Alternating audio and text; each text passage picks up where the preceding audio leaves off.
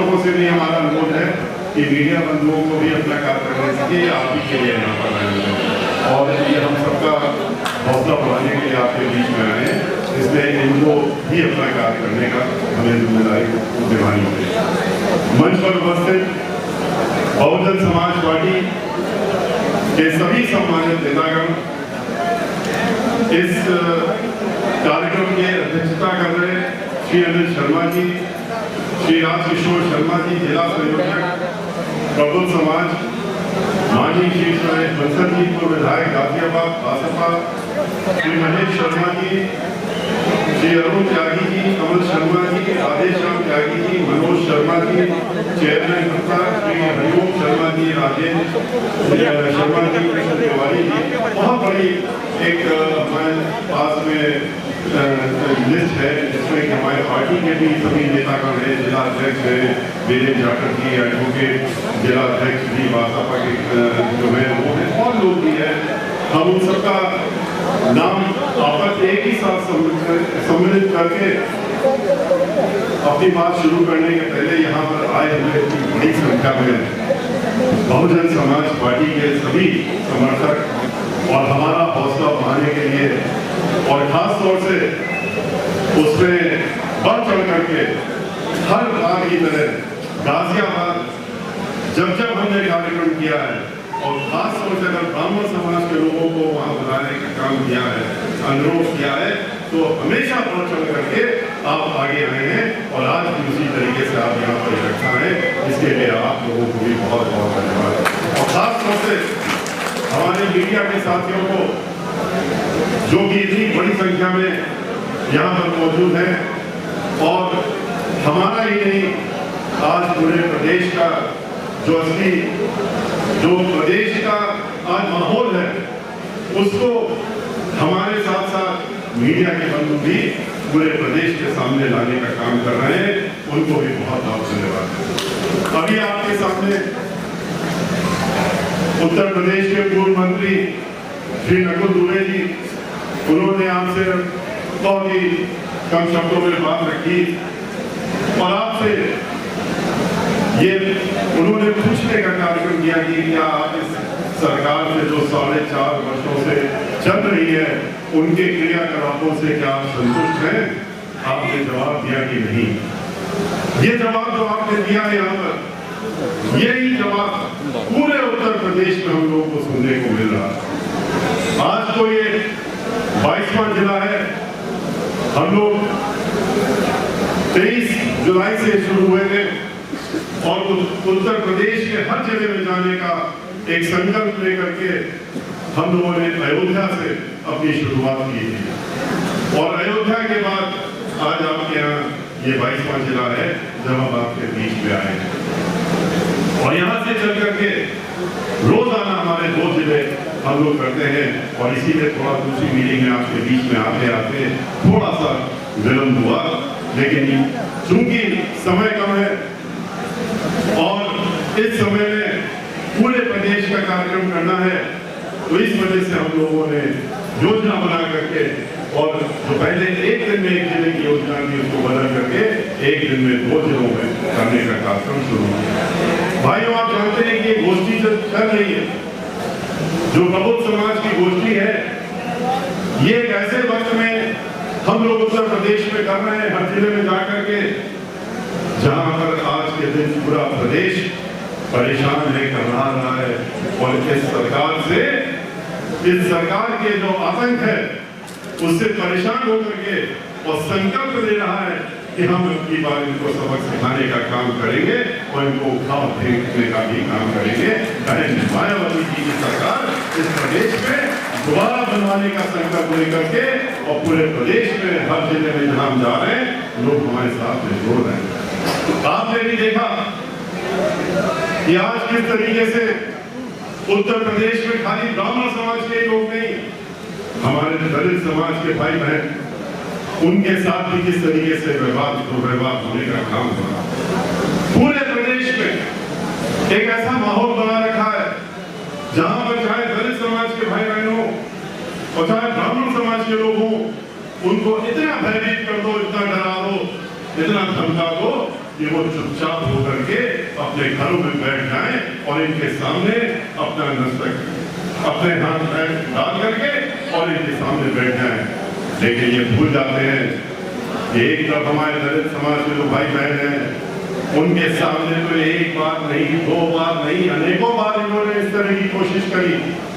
कई बार उनको दबाने की कोशिश की, प्रलोभन देने की भी कोशिश की, धमकाने की भी कोशिश की, उनकी झोपड़ियों में ले जाने की कोशिश की, उनके यहाँ अपने घर से खाना पका करके और उनके यहाँ खाने की भी कोशिश की।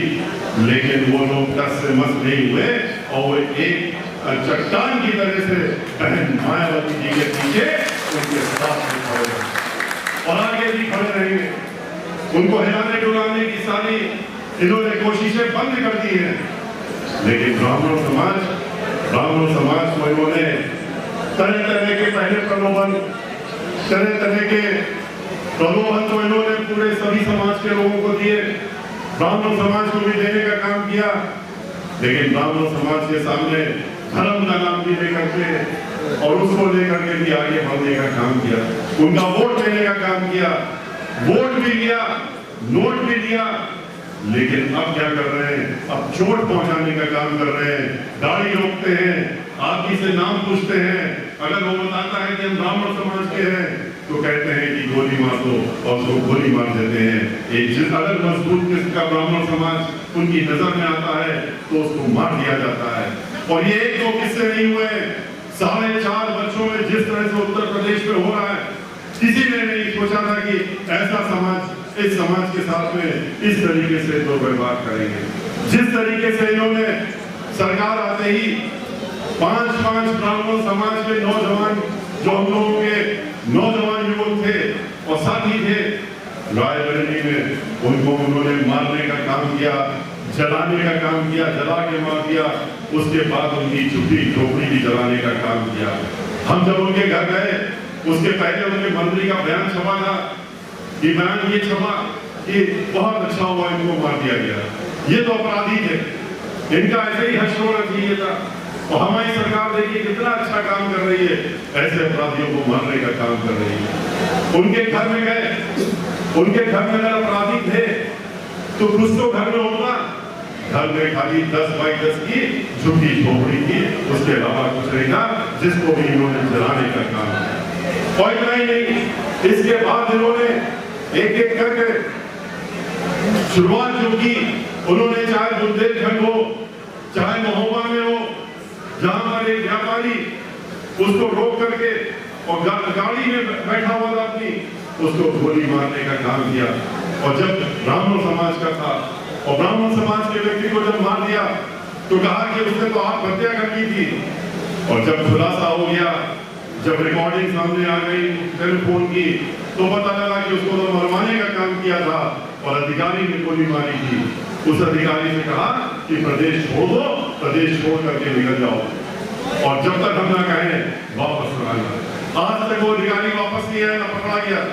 लेकिन अगर ब्राह्मण समाज का कोई व्यक्ति होता, अगर उसके ऊपर कोई मुकदमा दर्ज होता तो उसको चाहे वो मंदिर से उठा लाते, चाहे वो अस्पताल में भर्ती होता वहां से भी उठा करके लाते।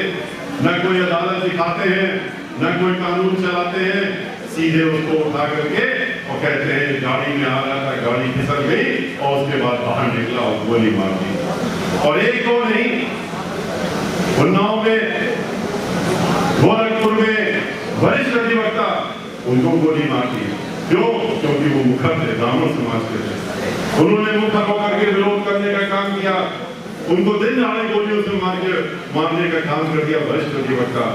इलाहाबाद में, प्रयागराज में एक दो नहीं, कितने ब्राह्मण समाज के लोगों की हत्याएं कर दी गई। लखनऊ में घर से उठा करके अपने माँ बाप की वो देखभाल कर रहा था कोरोना के दौरान, उसको वहां से उठा ले गए। राकेश पांडे नाम का व्यक्ति था और कंटोनमेंट में ले जाके उसको गोली मारने का काम किया। तिवारी जो कि हिंदू एक पार्टी बना करके चल रहे थे, उसको भी इन्होंने नहीं बचा, उसको भी उठा करके उसको मारने का, मरवाने का काम कर दिया। और घर में एक एप्पल कंपनी का निर्मल तिवारी करके व्यक्ति, वो अपनी गाड़ी से जा रहा था, उसको गाड़ी रोकी और उससे पूछा क्या नाम है तुम्हारा? उसने जब बताया जिसने तिवारी नाम सुना तो गाड़ी का शीशा खुलवाया और उसको गोली मार दी। कानपुर में क्या हुआ वो भी आप लोगों ने देखा।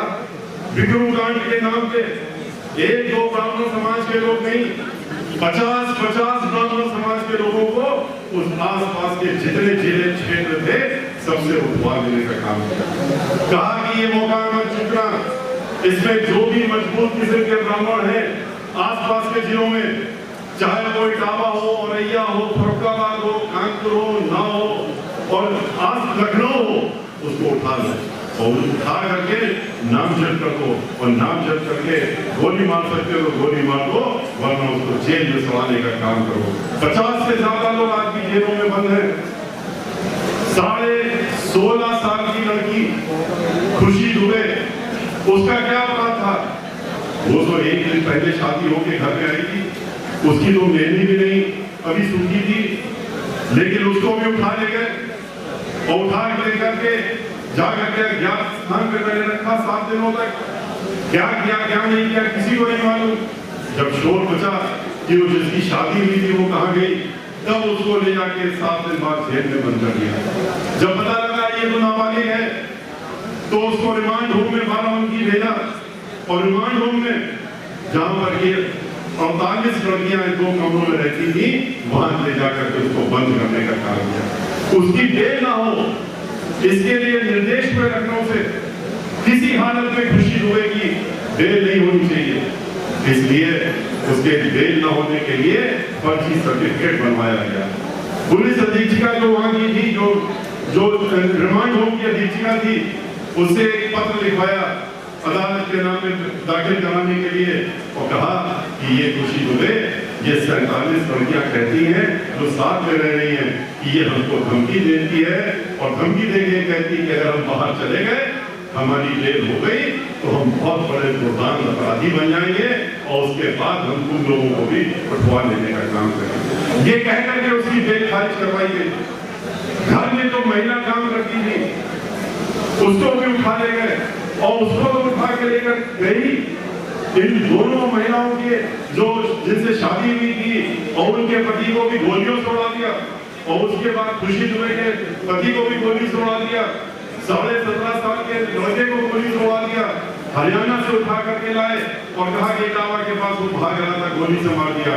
और जो महिला उठा करके ले गए घर से जो काम करने वाली थी उसकी तो 6 साल की एक बच्ची थी और 3 साल का बच्चा था, उनको भी जेल में ले गए और वो भी आज 1 साल से जेल में पड़ रहे हैं। ऐसी ये सरकार है। इस सरकार ने सारी हदें पार कर दी।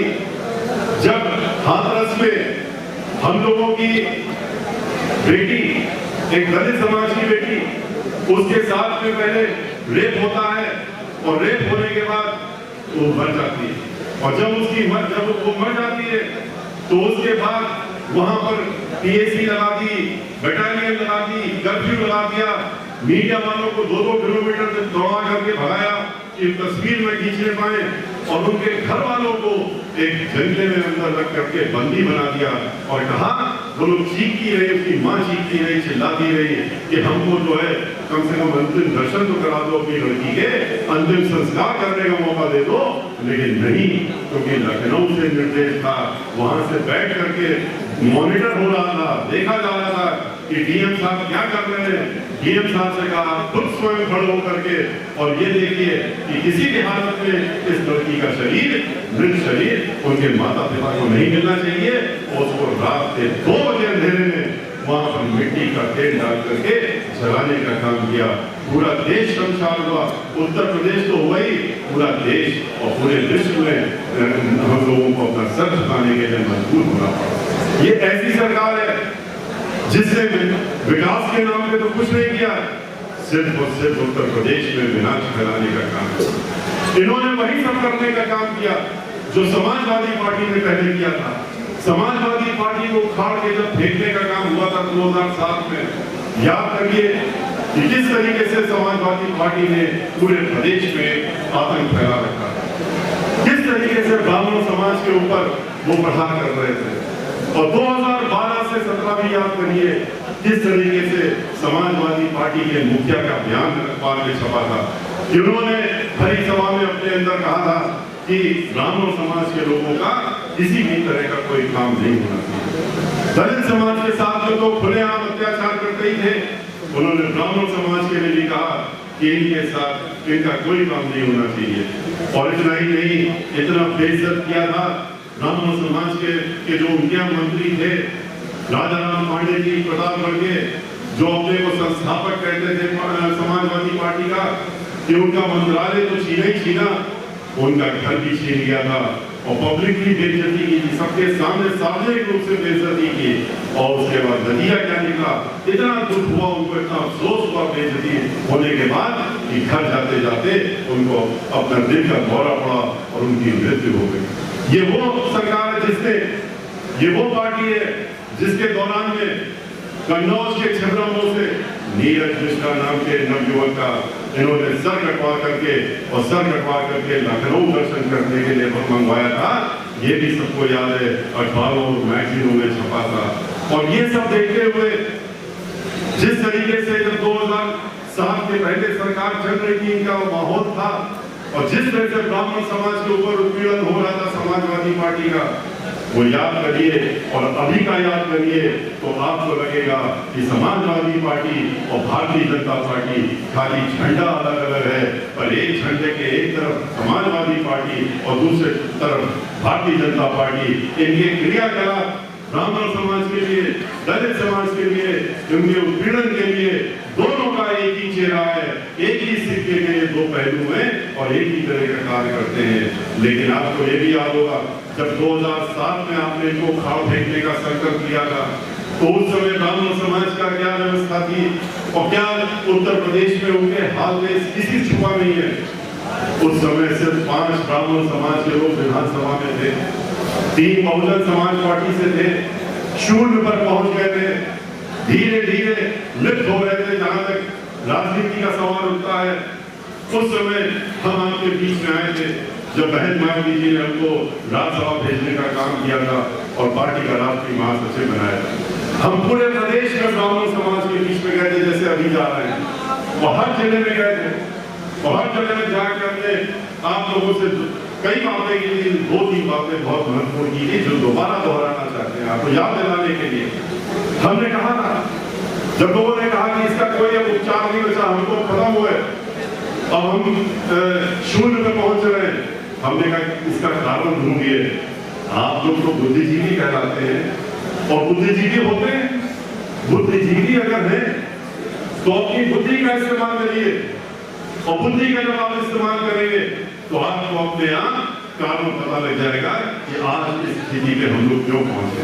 और कारण यही है कि 13% ब्राह्मण उत्तर प्रदेश में तो सरकारी आंकड़ों के हिसाब से है, लेकिन जो सेंसेक्स हुआ था जिसकी रिपोर्ट इन्होंने बाहर नहीं निकाली है, उसके तहत में तो 16.3% ब्राह्मण समाज के लोग उत्तर प्रदेश में रहते हैं।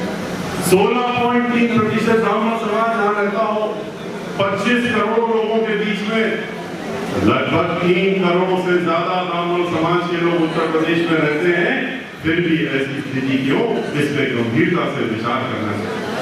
और जब गंभीरता से विचार करेंगे तो हम पाएंगे कि ये कारण एक ही है कि हम लोग एकत्रित नहीं होते हैं, एक साथ नहीं जाते हैं, इकट्ठा नहीं होते हैं, एक दूसरे को ही खींचने में लग जाते हैं।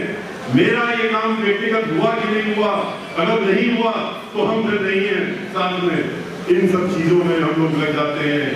ऊंच नीच में ब्राह्मण समाज के बीच में ही हम लोग बढ़ने लगते हैं कि हम तो 20 बिस्वा ब्राह्मण है, 16 बिस्वा ब्राह्मण है, 12 बिस्वा है, हम त्यागी है, हम जो है कांगुज है, सनाज है, सरजूपाली है, राय है। इस तरीके से आपस में बंटवारा करके और 16% से थोड़े थोड़े गिनती में रह जाते हैं। जिस दिन आप इकट्ठा होंगे, जैसे ही आप इकट्ठा होंगे, यही मैंने विरोध किया था, आप सीधे 16% नजर आएंगे और 3 करोड़ की संख्या में नजर आएंगे और इतनी बड़ी शक्ति हो जाएंगे कि हर व्यक्ति आपको देखने के लिए, आपको सुनने के लिए मजबूर हो जाएगा। लेकिन ये भी हमने कहा था कि 13% से कुछ नहीं होगा या 16% से भी कुछ नहीं होगा। हमें ये गलतफहमी नहीं होनी चाहिए कि हम 16 इकट्ठा हो गए तो अब क्या है, अब तो हम जट जीत लेंगे। 16 से आप एक भी सीट नहीं जीत सकते उत्तर प्रदेश की। चुनाव जीतने के लिए आपको कम से कम 30% के ऊपर वोट चाहिए होता है। इसीलिए हमने कहा था भाईचारा बनाइए, और भाईचारा किसके साथ बनाइए? भाईचारा बनाइए हमारे दलित समाज के जो भाई बहन हैं उनके साथ भाईचारा बनाइए, जो कि 23% है, जो कि 23% है।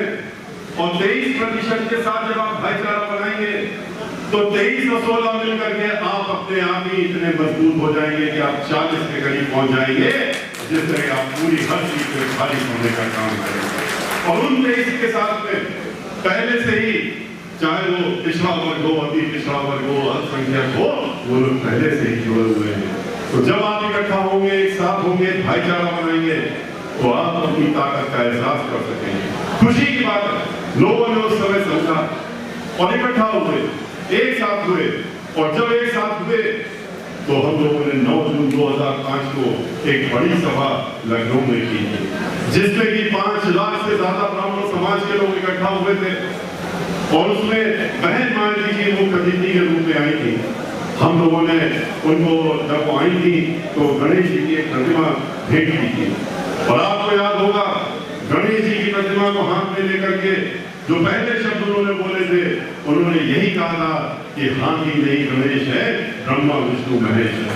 और ये कहकर के उन्होंने अपनी बात सुनी। और ब्राह्मण समाज की तैयारी को देख करके 48 डिग्री टेम्परेचर में जिस तरह से 11,000 ब्राह्मण समाज के लोगों ने शंखनाद करके उनका स्वागत किया था, उनकी तैयारी को देख करके बहन जी ने, माननीय बहन मायावती जी ने उस समय अपनी पार्टी का पुराना नारा जो कई वर्षों से चला आ रहा था, जिसकी जितनी संख्या भारी उतनी उसकी हिस्सेदारी, उस नारे को बदल दिया और नया नारा दिया, कहा जिसकी जितनी तैयारी उतनी उसकी हिस्सेदारी।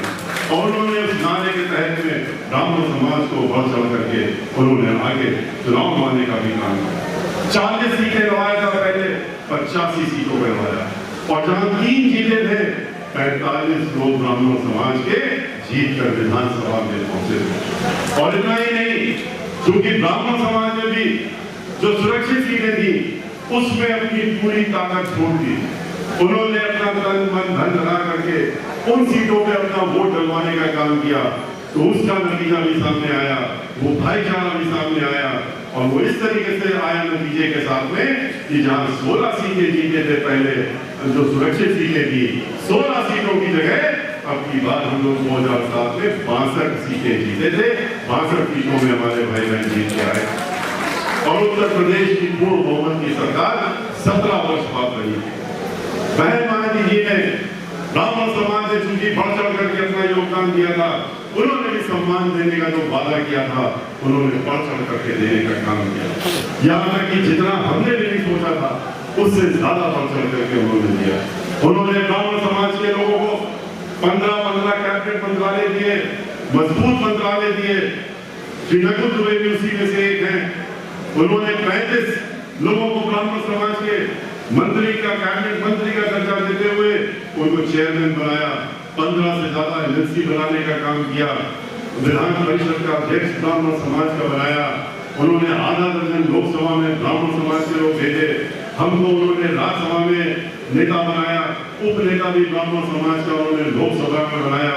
विधान परिषद का अध्यक्ष भी ब्राह्मण समाज का बनाया। महाधिवक्ता उत्तर प्रदेश ब्राह्मण समाज का बनाया।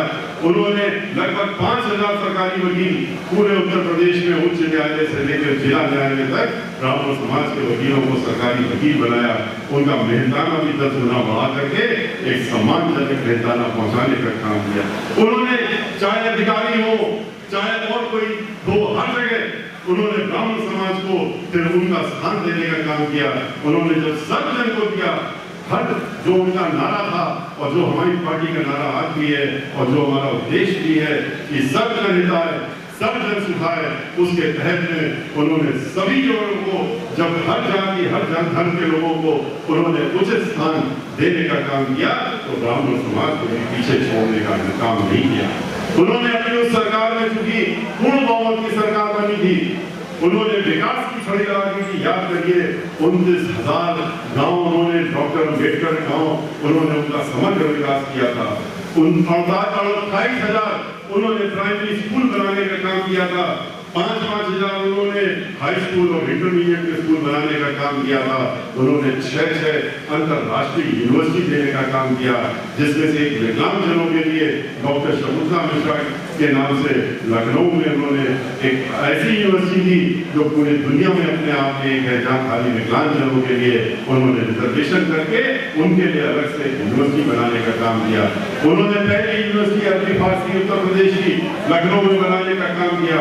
23 जिले बनाने के काम किए। और जब जिला बनता है तो आप जानते हैं कि जिले में हर चीज बनती है, चाहे वो कचहरी हो, चाहे अस्पताल हो, चाहे कुछ भी हो, पूरी चीजें समग्र विकास करने का काम उन्होंने हर जिले में 23 जिलों में किया। नोएडा का एक्सप्रेस वे बनाया, गाजियाबाद और नोएडा को उन्होंने उसका चेहरा ही बदलने का काम कर दिया। लखनऊ में उन्होंने विकास की घड़ी लगाई तो पूरे उत्तर प्रदेश में विकास करने का काम किया। और कानून द्वारा कानून का राज स्थापित करने के लिए उनको जब जरूरत पड़ी तो अपने ही मेंबर ऑफ पार्लियामेंट को भी, जो उसी समय सरकार बनी थी 15 दिन हुए थे, कानून को अपने हाथ में लेने का काम किया था, तो उन्होंने उसको जेल की सलाखों के पीछे भेजने का काम किया था और पूरे 5 साल रखने का काम किया था। बहन मानवी जी ने कानून द्वारा कानून का राज चला करके दिखाया। हम लोगों की बहन बेटियां जो आज घर से निकलने में घबराती हैं, तब वो 12 बजे भी रात में अगर जरूरत पड़ जाती थी वो घर से निकलने में हिचकती नहीं थी, क्योंकि उनको मालूम था कि मुख्यमंत्री बहन मायावती जी हैं। और इसी तरीके से आज आप देखिए उसके ठीक विपरीत समाजवादी पार्टी में तो लोग मान के चलते हैं कि ये सब चीजें तो होंगी, दंगे फसाद होंगे, गुंडागर्दी होगी, लोगों को प्रताड़ित किया जाएगा, लूटा जाएगा, फिरौती दी जाएगी, हर तरह के काम होते थे। लेकिन भारतीय जनता पार्टी ने तो आकर के उनसे 4 कदम आगे बढ़ने का काम किया। लेकिन क्या करते हैं वो, सरकार में कैसे आते हैं ये भी आपसे छिपा नहीं है। जब सरकार बनानी होती है तो पूरे देश के सामने जाते हैं, प्रदेश में जाते हैं और सबसे झूठे वादे करके, झूठे वादे, जो भी झूठ बोलना, जितना बोलना हो वो बोल करके वोट लेने का काम करते हैं। जरूरत पड़ने पर आपसे कहते हैं कि हर व्यक्ति के खाते में 15 लाख रुपए जमा हो जाएंगे। और जब पूछा लोगों ने कि हमको इंतजार करते करते थक गए, 1 रुपया भी नहीं आया, तो कह दिया जुमला था। कहा 2 करोड़ नौकरियां हर साल देंगे। नौजवानों को जो पढ़े लिखे PhD और डिग्री के घूम रहे परेशान ना हो, हमारे साथ लग जाए, हमको वोट देने का काम करें, दिलवाने का काम करें, उन सबको 2 करोड़ नौकरी सालाना देंगे। नौकरी 2 करोड़ तो नहीं दिलाई, हर साल 2 करोड़ नौकरियां देने का काम कर दिया।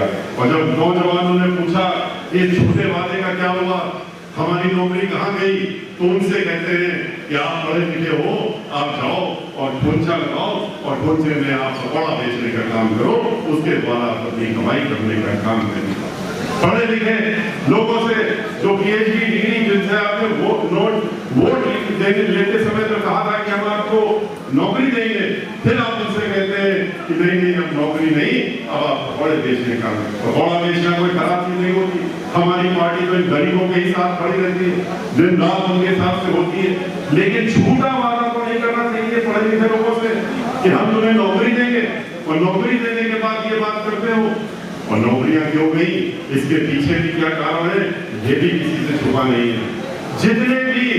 जितने भी सार्वजनिक उपक्रम थे, पब्लिक सेक्टर कॉर्पोरेशन थे, जो इस देश ने पिछले 75 वर्षों में बनाए थे, चाहे वो ऑयल कंपनियां हो, तेल की कंपनियां हो, चाहे वो ONGC हो, चाहे वो जहाँ हवाई जहाज बनता है चेल हो, जहाँ अस्त्र शस्त्र बनते हैं वो हो, और चाहे वो फिर आज के रोज रेलवे हो, रेलवे को भी इन्होंने बेचने का काम कर दिया, बिजली घरों को बेचने का काम कर दिया, सारी चीजें प्राइवेट हाथों में देने का काम कर दिया।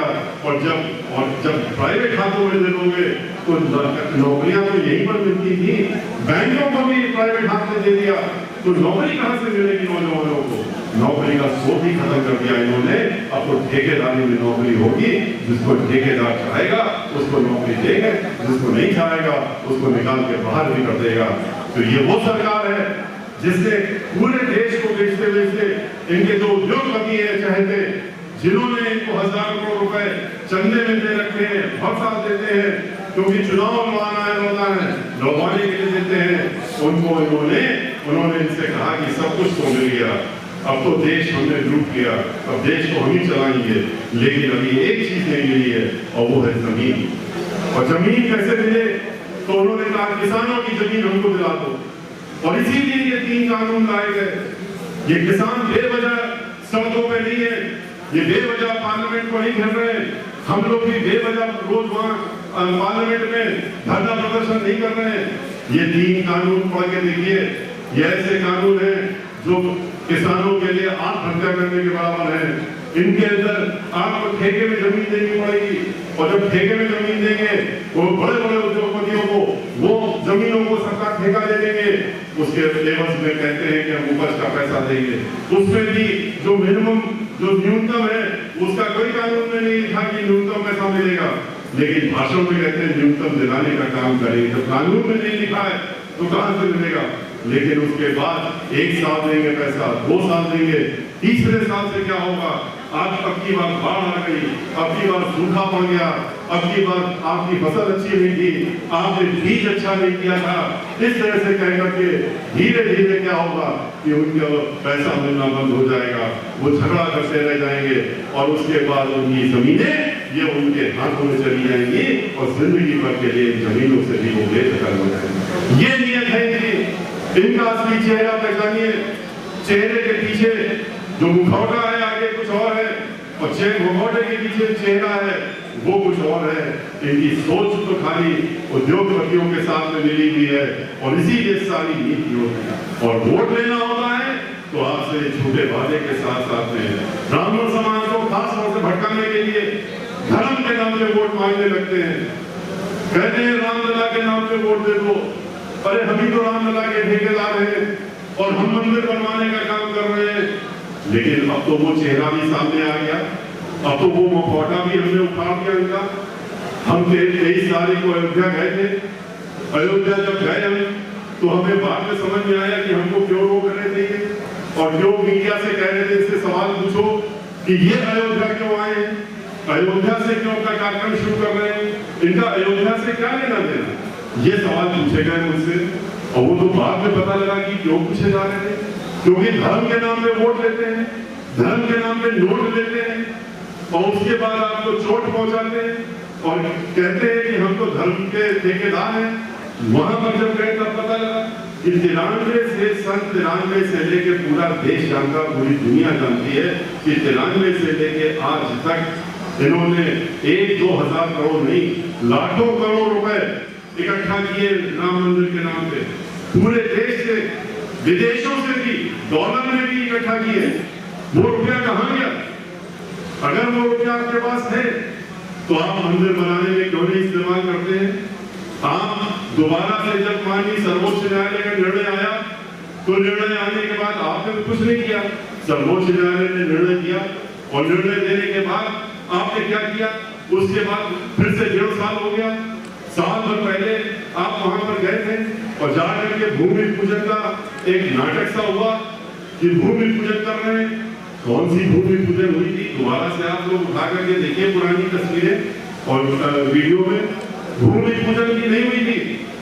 1 साल भर पहले 5 अगस्त को, जिस समय देश के सारे पंडितों ने कहा था, इनको सुझाव दिया था कि आज का दिन अच्छा नहीं है, अब या तो 10 दिन पहले करना चाहिए था, और या तो 3 महीने इंतजार करो, उसके बाद करो, तभी शुभ मुहूर्त होगा। लेकिन नहीं, वो तो तारीख मुहूर्त की ये लोग तय करते हैं। पर बाद में पता लगा कि भूमि पूजन तो हुआ ही नहीं, वहां तो सिर्फ ईंट पूजन हुआ, 5 ईंटों का पूजन हुआ, और वो ईंट कहाँ गए उठा करके उसके बाद वो किसी को नहीं मालूम, क्योंकि ईंट पूजन किस लिए किया गया था ये भी नहीं समझ में आता। ईंट पूजन क्या आप व्यू के लिए कर रहे थे, कहाँ के लिए कर रहे थे? अभी तो अयोध्या में जब हम गए देखा हमने, वहां तो जमीन खोजना हो रही है, अभी तो वहां शुरुआत भी नहीं हुई है। न्यू को जमीन के ऊपर आने की बात तो बहुत सालों बाद आई, जब आएगी तब आएगी, अभी तो वहां न्यू डालने का काम भी नहीं हुआ है। और 10,000 करोड़ रुपए आपने ईंट पूजन के बाद फिर से कमा लिए, फिर से पूरे देश में झोला लेकर के हर घर में भेज दिया लोगों को, और कहा कि जाओ हमें रुपया दे दो, हमें दान चाहिए, किसके लिए चाहिए? हमें रामलला के लिए चाहिए। और क्यों? क्योंकि उनका मंदिर बनाना है। कितनी बार उनको उनके नाम से पैसा इकट्ठा करोगे और कहां ले जा रहे इस पैसे को? क्यों नहीं बता देते कि हमारे पास ये पैसा हम अपनी पार्टी के लिए इस्तेमाल करते हैं, अपनी संस्थाओं के लिए इस्तेमाल करते हैं? देश के सामने एक बार कह दें तो देशवासी ऐसे है कि मान के चलो कोई बात नहीं, आपने गलत जगह इस्तेमाल कर लिया, रुपया हमने आपको दे दिया था, लेकिन मान तो लो कि ये राम मंदिर के लिए नहीं इस्तेमाल कर रहे हैं। अयोध्या में जाकर के देखिए, अयोध्या में कोई काम नहीं हुआ। 20,000 करोड़ के ऊपर हम लोग सुनते रहते हैं, आए दिन बड़े बड़े अखबार में निकलते हैं इश्तहार कि अयोध्या में ये काम हो गया। और कभी कुछ कार्यक्रम होता है, कभी कुछ होता है, जहां कोई नेता लोग जाते हैं तो 250 करोड़ रुपए खर्च हो जाते हैं खाली उनको आने जाने और सजाने में, वहां के दिखाने के लिए। लेकिन काम क्या हुआ? सड़कों का हाल बेहाल, शहर का हाल बेहाल। रामलला जहां पर है वो अभी आके वही बैठे हुए हैं, उनके लिए मंदिर का नाम पे पैसा इकट्ठा हो गया, वोट ले लिए, एक बार नहीं अनेकों बार ले लिए। अब कब तक लेते रहोगे? और जब हम गए तो हमसे कहते हैं आप क्यों गए यहाँ पर? क्या आप ठेकेदार हैं? क्या आपने ठेका ले रखा? क्या हमारा अधिकार नहीं क्या दर्शन करें?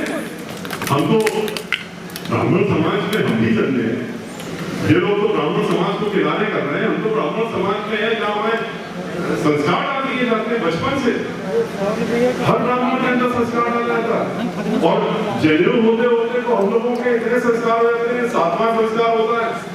और संस्कार डाल करके ये सारी स्तुतियां सिखा दी जाती हैं, रटा दी जाती हैं।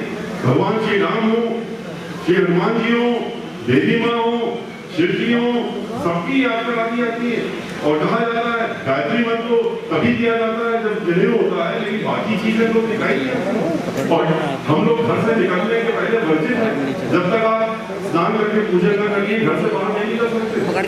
तो हमको ये रोक रहे हैं कि आप राम के दर्शन क्यों कर रहे हैं? ये इसलिए रोक रहे थे क्योंकि इनकी असलियत सामने आने वाली। आप कभी सोचिए तो ये खाली राम का नाम लेते हैं, ये सीता का नाम नहीं लेते। हम लोग बचपन से सीताराम करते थे, सियाराम करते थे, ये लेकिन खाली राम कहते हैं। सीता जी को भूल गए, सीता जी इनके लिए कहीं नहीं है। और सीता जी का नाम लेना शुरू करें तो इनके लिए एक परेशानी भी है। जब ये जय श्री राम कहते हैं तो कभी आप सुनिए जिस तरह से मंच पे खड़े होकर के और जय श्री राम कहते हैं, लगता नहीं कि भगवान का नाम ले रहे हैं, लगता है ये युद्ध का कोई उद्घोष कर रहे हैं, उस तरह से ललकारने का काम करते हैं। जबकि नमन होकर के और भगवान का नाम श्रद्धा के साथ लिया जाता है, और वो भी सीता जी का सब नाम जोड़ दिया जाएगा तो अपने आप ही श्रद्धा के साथ में नीचे झुक करके ही नाम लिया जाएगा। इसलिए सीता का नाम नहीं लेते। सीता जी जहाँ बिठूर में गई थी, कभी वहां नहीं जाते झांकते। वहां पर वाल्मीकि आश्रम है जहां पर सीता जी, मां सीता नहीं थी, लव कुश रहे थे, वहां नहीं जाते। लेकिन जब बहुजन समाज पार्टी की सरकार थी 2007 में, तो हम लोगों ने वहां पर बिठूर जाकर के, चाहे वाल्मीकि जी का आश्रम हो और चाहे सीता रसोई हो, और पूरे बिठूर का समग्र विकास किया था। हम लोगों ने इनकी तरह ढोंग करने का काम नहीं की, वोट के लिए दिखावे का काम नहीं करते हैं। वृंदावन में जाकर के देखिए, वृंदावन यहाँ से बहुत दूर नहीं है। वृंदावन में हम लोगों ने अपनी सरकार में 550 करोड़ रुपए लगा करके समग्र विकास करने का काम किया था। और समग्र विकास में आपको हर चीज दिखेगी, चाहे वो पूरा परिक्रमा हो, वृंदावन की परिक्रमा हो, गोवर्धन की परिक्रमा हो, पक्की सड़क हो, कच्ची सड़क हो, मिट्टी की सड़क हो, और चाहे वहाँ पूरे वृंदावन में जो सीवर लाइन नहीं थी, इतना अफसोस वाला जान करके हमें कि वृंदावन ऐसी शहर में सीवर की लाइन नहीं है, पानी की व्यवस्था नहीं है, वो सब डलवाने का काम हो। 100 शैया का हॉस्पिटल बनवाया हम लोगों ने, क्योंकि वहां पर बुजुर्ग आते हैं, महिलाएं आती हैं, बीमार हो जाते हैं, उनके लिए कोई इलाज की जगह नहीं होती थी। हम लोगों ने विधवा आश्रम बनवाया वहां पर, वहां बिजली चली जाती थी, हर 2 घंटे में बिजली घर बनवाने का काम किया। बस अड्डा नहीं था, लोग बहुत दूर से आना पड़ता था, बस अड्डा बनवाने का काम किया। हम लोगों ने वहां पर समग्र विकास करने का काम किया, इनकी तरह दिखाने का काम नहीं किया। और आज भी अगर वृंदावन जाए तो वहां पर आपको यही दिखेगा कि रख रखाव ये ठीक से नहीं कर रहे हैं, लेकिन जो काम हम लोगों ने किया था, हम लोग ऐसा काम नहीं करते कि आज सड़क बनी और कल गड्ढे हो गए। हम लोगों ने जो काम किया था वो फिर 50 वर्षों तक वैसे ही चलता है। इस तरह का काम हम लोगों ने अपनी सरकार में करने का काम किया था। अयोध्या में सरयू नदी में जो वहां पर घाट बने हुए हैं, वो घाट हम लोगों ने बनवाने का काम किया था। वाराणसी में हम लोगों ने चाहे सीवर ट्रीटमेंट प्लांट हो 125 करोड़ रुपए का, और चाहे वहां जितने फ्लाईओवर बने हुए हैं वो सब हो, और जो घाट है 84 घाट उनको आपस में मिलाने का काम और बनाने का काम बहुजन समाज पार्टी की सरकार में हुआ था। लेकिन हम लोग उसका ढोल नहीं पीटते। इन लोगों की तरह नहीं कि 250 करोड़ रुपए खाली दिखावे के लिए खर्च कर देते हैं, काम के नाम पे नहीं करते हैं। इसलिए इनका असली चेहरा पहचानिए।